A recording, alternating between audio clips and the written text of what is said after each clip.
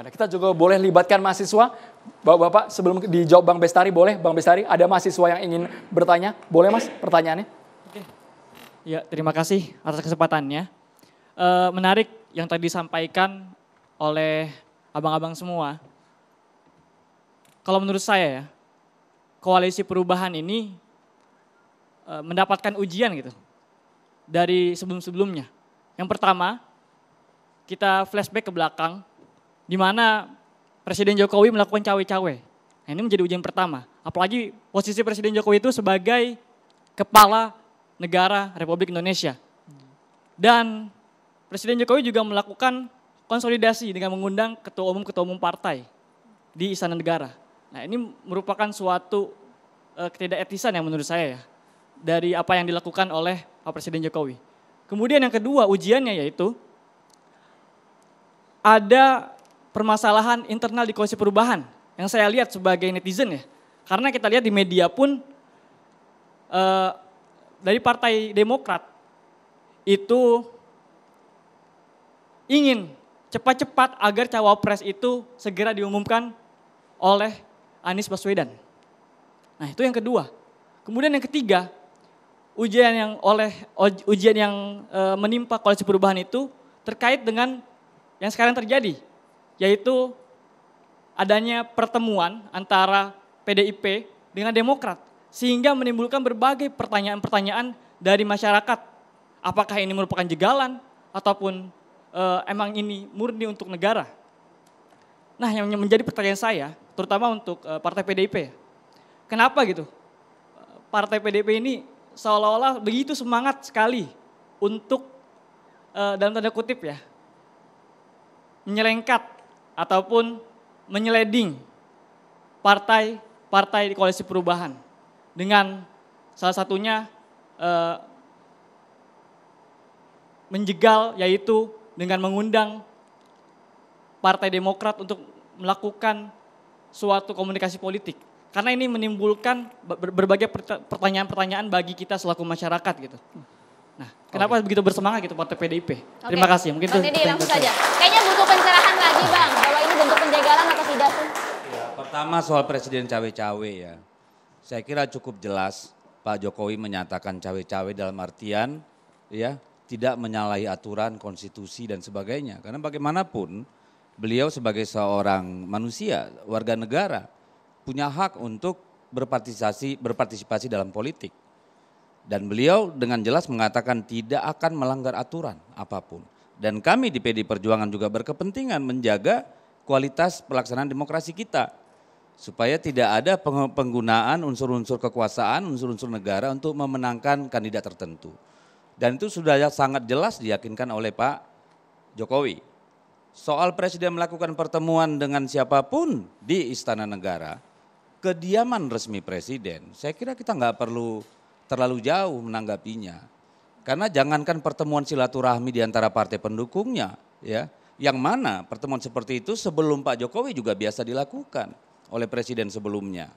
Tapi tidak pernah seramai ini. Jadi jangankan ketua partai politik, rakyat biasa juga diterima di istana. Menikahkan anak pun bisa di istana. Jadi kita janganlah termakan propaganda yang tidak perlu. Yang kedua, kok PDIP bersemangat sekali menyeleding koalisi perubahan. Menyelengkat tadi Bang Basem. Iya kan dia bahasa Indonesia kan menyelengkat itu bahasa apa? Bahasa kekinian. Bahasa menyelengkat. Ini kan sudah asumsi. Itu interpretasi yang nggak benar. Ya, kenapa? Sejak awal ketika menyampaikan kepada publik kami ingin membangun dialog dengan Demokrat, sudah dijelaskan bahwa kami menghormati koalisi yang sudah ada. Tidak ada maksud kami untuk menarik-narik. Seharusnya Anda sebagai orang muda justru bangga. Karena apa? Kami partai pemenang pemilu yang sedang berkuasa. 2 kali menang pemilu berturut-turut. Tetapi kami membuka hati dan pikiran untuk kepentingan yang lebih besar. Kami berharap apa yang sudah terjadi di masa lalu tidak diteruskan di masa yang akan datang. Lalu apakah kami harus menunggu habis pemilu baru kami datang berdialog? Hal yang baik itu kapanpun diinginkan ya lakukan, gak usah menunda besok-besok. Yang penting niat kami murni tidak ada urusan. Dan Demokrat juga saya kira tidak akan semudah itu, mereka bukan orang bodoh. Tiba-tiba hanya karena diundang dialog terus lompat dari koalisi perubahan. Saya juga pikir nggak sebodoh itu mereka. Dan kami juga tidak serendah itu. PDI Perjuangan tidak punya sejarah pecah belah. Ya, jadi jangan menanggapi terlalu negatif lah. Baru silakan menanggapi. Mungkin adik mahasiswa tahun 2013 belum menjadi netizen. Tahun 2013 menjelang tahun 2014, Pilpres waktu itu calon presidennya adalah Pak Jokowi Yusuf Kala versus Pak Prabowo dan Pak Hatta Rajasa. Pada waktu itu presiden kita, presiden ke-6, Bapak Susilo Bambang Yudhoyono ada dalam Google itu.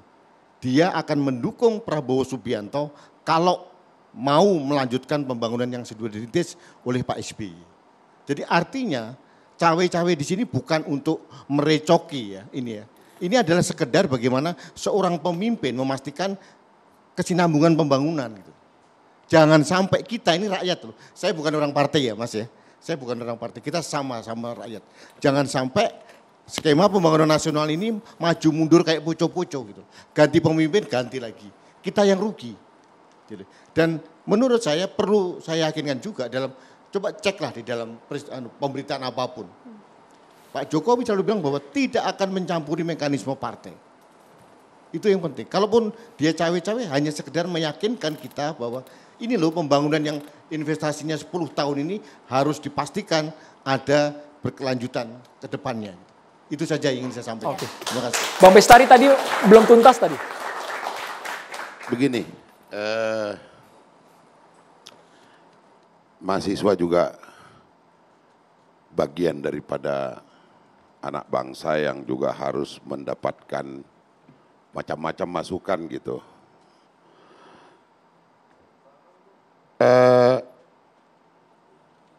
Yang saya ingin sampaikan adalah bahwa pergantian kepemimpinan di Republik tercinta ini adalah ranah daripada partai politik. Begitu undang-undangnya gitu.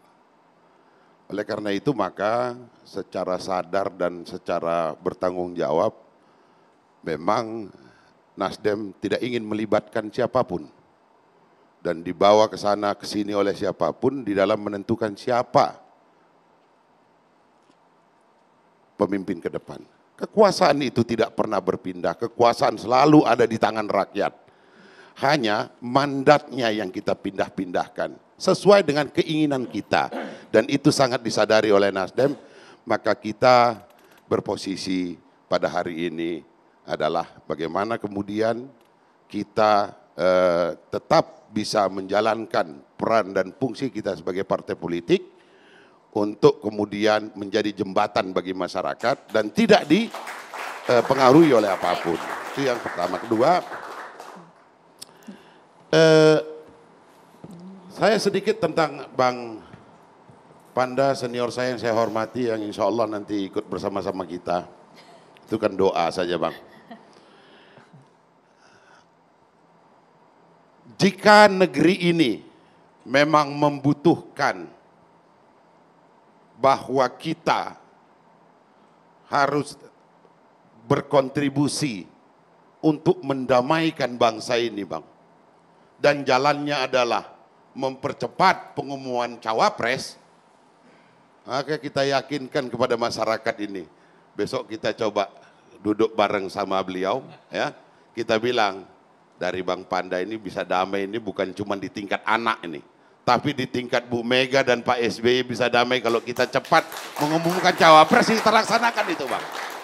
Ini masukan luar biasa. Jadi lambat ada yang ditunggu, cepat ada yang diburu. Pada posisi hari ini, koalisi perubahan pada posisi tidak lagi terburu-buru. Jadi kalau abang katakan, kapan mengumumkan cawapresnya? Lah, biasanya Bang, kalau di film-film gladiator itu Bang, yang merasa paling kuat itu duluan itu Bang. Memperlihatkan semua kekuatannya gitu. Nah, kita sekarang bagian yang pelan-pelan aja sedikit Bang. Jadi, tapi kalau tadi ujungnya adalah harapan supaya terjadi islah nasional, karena dianggap ini dua tokoh besar ini harus bersatu demi kebaikan bangsa, saya kira kita boleh juga ya Bung, kita bisik-bisikkan cepat sedikit lah Pak Anies gitu kan. Tanpa harus memaksakan siapa harus menjadi apa. Saya kira itu Bang. Ya. Ya, dan itu untuk diketahui mahasiswa. Nasdem siap dalam posisi itu. Saya Bang kira Didi itu. juga harus menanggapi Demokrat.